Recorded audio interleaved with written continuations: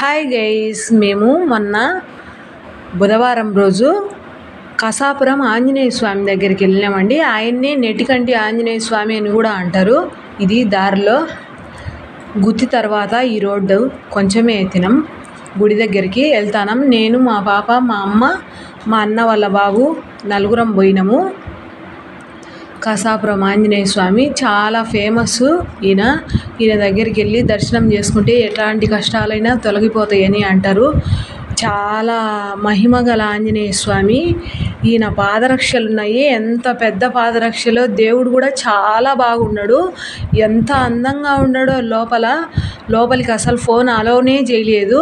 First గుడి ద్వారం దగ్గరనే, ప్రధాన ద్వారం దగ్గరనే సెల్ ఫోన్లన్నీ పెట్టేసి వెళ్ళమని చెప్పిండ్రు. అక్కడే పెట్టేసి లోపలికి వెళ్ళినాము. దర్శనం చేసుకొని వచ్చేసినాము. మా వీడియో నచ్చితే ఒక లైక్ చేసి మా ఛానల్ను సబ్స్క్రైబ్ చేసుకోండి. ఈరోజు హనుమాన్ జయంతి సందర్భంగా అందుకే ఈ వీడియో పెట్టినా. అందరికీ హనుమాన్ జయంతి శుభాకాంక్షలు అండి. అందరికీ ఆంజనేయ స్వామి అనుగ్రహం కలగాలని మనస్ఫూర్తిగా కోరుకుంటూ, అక్కడనే షాపులు అన్నీ బాగుండాయి. గుడి అంతా చాలా బాగుంది. ఎంత బాగుందో గుడి, ప్రశాంతంగా ఉంది మనసుకు. చాలా బాగున్నాడు దేవుడు కూడా.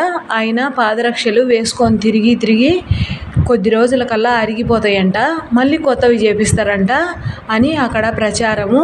చాలా పెద్ద పాదరక్షలు కూడా ఎంత సుందరంగా ఉన్నాయో ఏమో మరి.